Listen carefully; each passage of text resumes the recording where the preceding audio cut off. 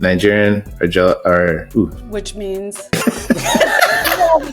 you guys obviously do. So I'll put my Marjie Cota on. Okay, so fill me in here.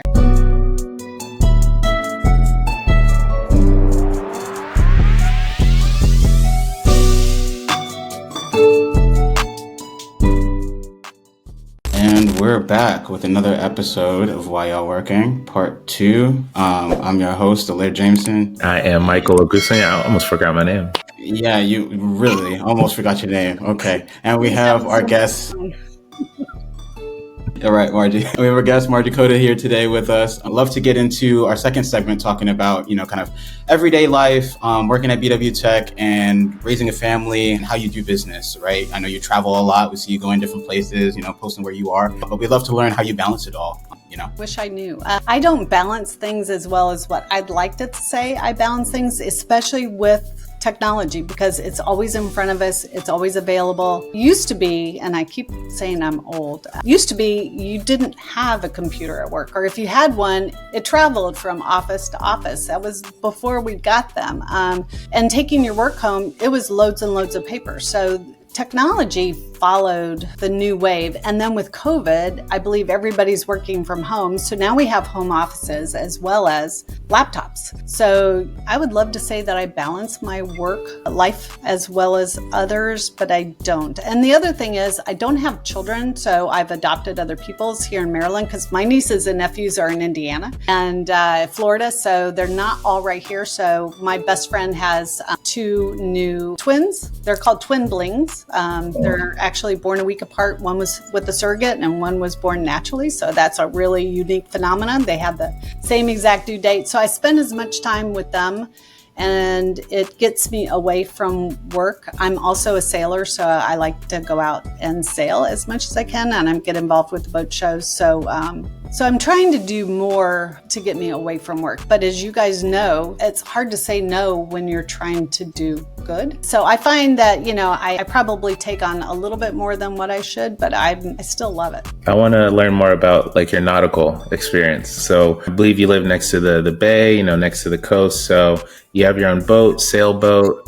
Is it true that a lot of business gets done at some of these, boat meetups and networking? That's a great question. So that's honestly where I started my entrepreneurial journey. My ex-husband now and I had a business teaching other people how to pursue their dream of cruising. So I found that a lot of women, because that was his dream, was to go off and go cruising. And it's like, okay, I'm a canoeer, I'm a kayaker, I've done days sailing, but I've never gotten in a boat and went anywhere on a big body of water. So I had to go learn how to sail a sailboat. I had no idea. And I felt like a lot of the training was designed for men, believe it or not. And so once I finally figured out what I was doing and we went on our first rally, we actually sailed from Texas up to Maryland and then left from Maryland and sailed to Bermuda down to the islands. We left our jobs and went sailing. And it was interesting because we got hit with really bad weather. We had 65 knots winds for 3 days. We had what was called the bomb, or a low level storm that just reformed several times. And it was a very scary and tumultuous time for a lot of people who had never been out in weather like that, including myself. And when we got to Bermuda, there was 15 of the fleet who had a lot of problems. And we were the slower, heavier boats that planned on cruising. The whole goal of the cruising rally was to get the boats down there so people could rent them over the winter time. So that was their goal. But us who were going cruising literally got our butts handed to us. It was not pleasant. You can curse on here. It's okay. So Jim and I, my ex-husband and I, tried to tell people what they were going through. The 17 boats that left, 15 of us actually made it down to the Caribbean, where we dubbed ourselves the second coming of the Caribbean 1500, the SOBs, the slow offshore boats. So we actually started that process in helping other people, the community around us, right? You pull other people and everybody has strengths and weaknesses. And eventually we realized that by banding together and really talking about those things, we made ourselves better. And I think that's kind of what I'm doing today, is that I have a good ecosystem around me. I have people I can rely on, because Lord knows I don't have all the answers, but I do know people who probably do. And it's always great to be able to pick up the phone at TEDCO or the Maryland Department of Commerce or the Maryland Tech Council saying, hey, can you talk to this person? Or any of our service providers in Maryland, from our legal entities to marketing to sales. I mean, they're amazing. So I think from that sailing experience, I really learned that it takes a community in order to be safe and to get the answers, because it's a lot that you have to learn. But you don't have to learn all of it, and you don't have to be an expert in all of it. You just need to know who to turn to kind of help you out with some of those things. So now what I try to do is I get on race boats and I race to Bermuda or I race to Norfolk, and that is a lot of fun. Yeah.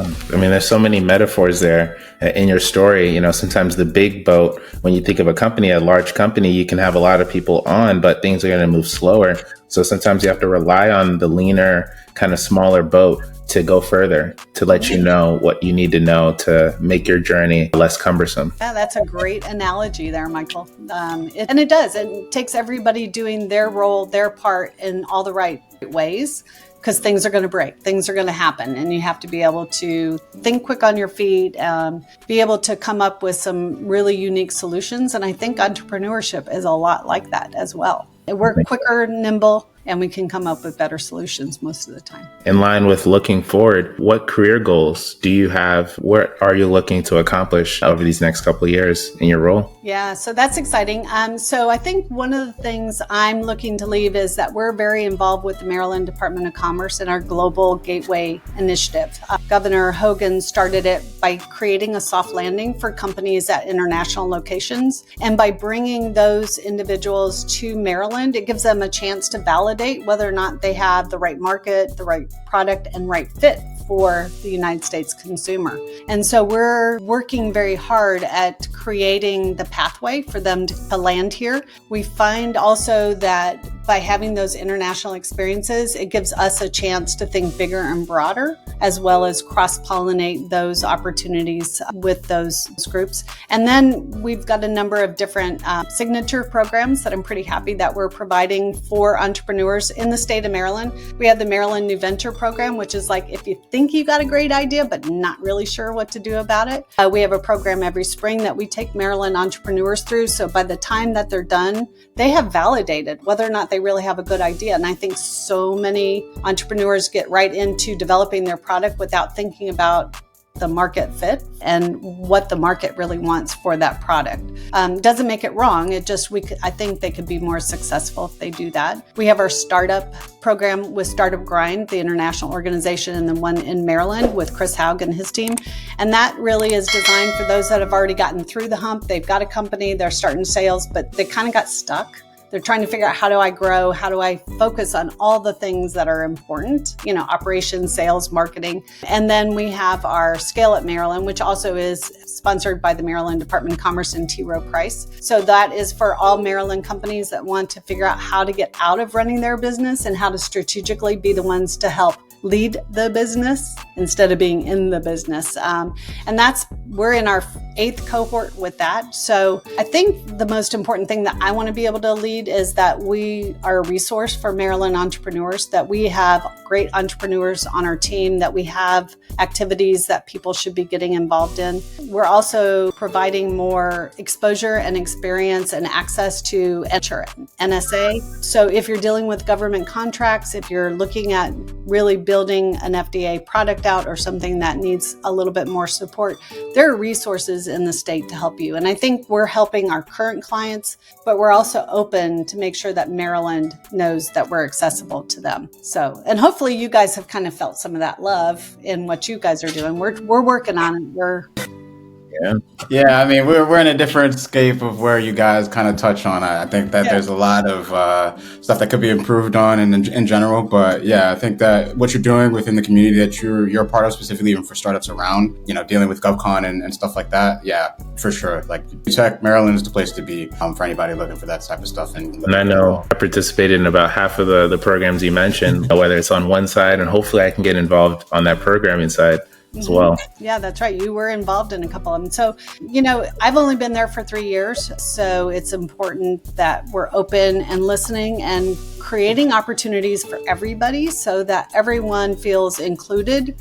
This DEI movement, I think that we have in so many different areas. I would like to make sure that BW Tech is leading in that, and that we do have everyone having access to the tools, the materials, the information in order to improve their lives and Maryland. Yeah, Marjie's doing her best, her darndest to make sure that everybody knows. Trust me. So for sure, reach out to her if you guys need anything. And I know we did want to segue a little bit. So I know you mentioned a couple times before that you've traveled to various different places on the African continent, to Europe, to the United States, to the Caribbean. What is your fascination with going to all these different cultures and places, and how has that helped you in business and with other people from different backgrounds? Yeah, it's fascinating to me. I think, it goes back to the opportunities. I mean, when I was working in Africa, I was bringing over a technology that's been around since the 1930s, which is creating sustainable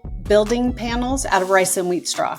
And if you know things that go on in Europe, Egypt, Africa, South Asia, they burn that straw. It's a non-value-added product. And so what better way to take it, combine it, and actually compress it into a building panel and make really nice houses for people who are living in mud and thatched grass huts or in shanty towns, the slum areas. And it's hurricane proof when you combine it with steel, or double it. So there were a lot of advantages to that. So one, I was passionate about the technology that I was bringing. But what I realized in meeting so many heads of state and meeting so many individuals and meeting the people of these countries, that it was the attention and the time that you spent with them that made all the difference in the world. And I always learned so much. I learned to appreciate a thunderstorm, not run inside, but because it provides rain for the grass, it provides rain for the crop, it provides rain to wash your clothes.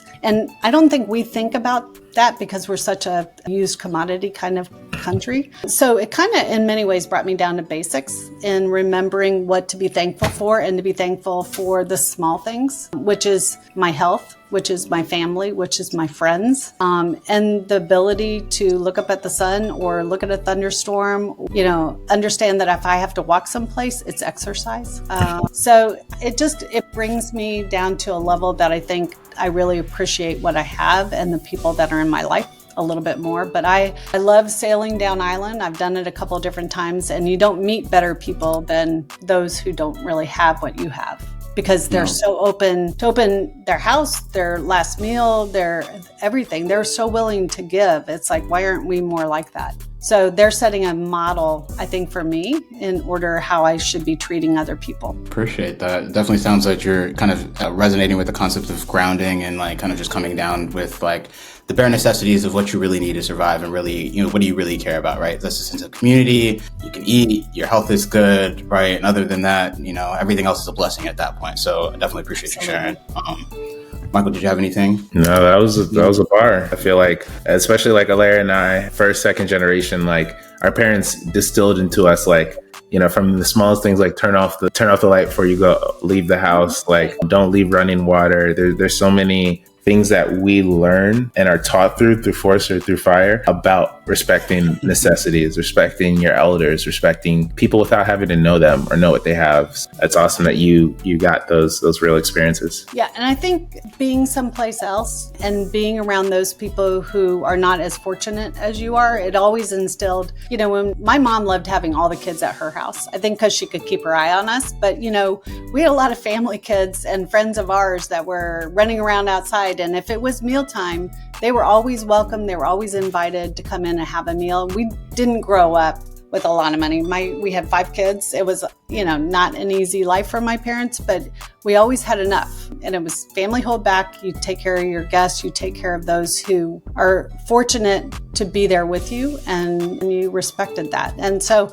I think there are little things that my parents and my family environment have taught me that were only reaffirmed when I started traveling to a lot of these places, and made me realize how important those values were, and makes me appreciate what I have every day. So where I'm going, I didn't plan my career the way people think I did. I've just happened into the jobs that I'm in. I have turned a couple down, but I've left jobs twice to go sailing. And I always had the confidence that I would have it when I came back because, as you said, the connections that you create, and if you treat them with the value that you have, they'll always be there. So I've relied on those. My dad used to call them the Cota connections. And I think that that's really important, that you value them. So that's, who knows? It's a great opportunity. And to be in Maryland right now with so much changing, with what you guys are doing, with what individual entrepreneurs are doing, we've got a lot of opportunity. Yeah, and just wanted to highlight, what are some of the African countries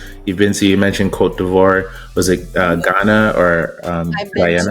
Ghana. My first stop was Ghana, Cote d'Ivoire. I've spent a lot of time in Kenya where we built a manufacturing facility. I did business. I sold a $600 million contract into the state of Nigeria and met with the Emir of Kano, who had been the central bank governor.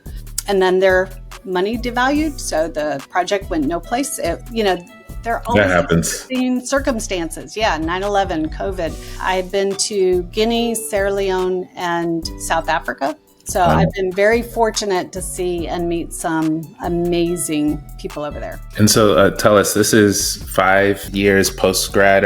Are you in kind of your mid career moment? Are you branching into that senior role? I love you. I am definitely in my senior role. In less than 5 years, I'll be at retirement age. Oh, no, I meant like when you were visiting those countries. Oh.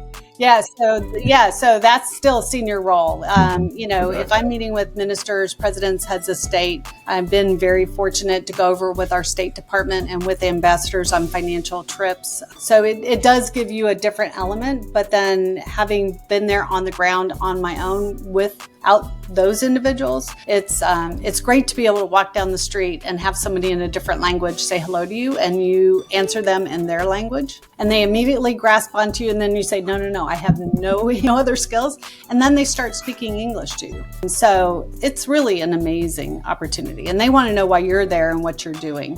When you go to Africa, and I love the Caribbean, but when you go to Africa, I told my family this, I've left a part of my heart in Africa. It's just an amazing place to go. Everybody should go there. And so were there any stereotypes or ideas that you thought, was that even something you had to think about, or something people told you, or were you able to enter those environments with just a clear mind? Or were some of the stereotypes or ideas that people told you that as soon as you stepped foot there, it kind of vanished? Yeah, I think, we all hear the story of Nigerians, right? And that's where my first real project was. When I went to Cote d'Ivoire, I got separated from the group that we were in because of this huge financial investment forum that was going on, which brought in all the heads of states from all the other countries. And I went down that morning to wait for my ride to show up. And I sat down on the couch, and I happened to be sitting between this very well-looking gentleman in an English suit and another lady in her African garb. She was the minister of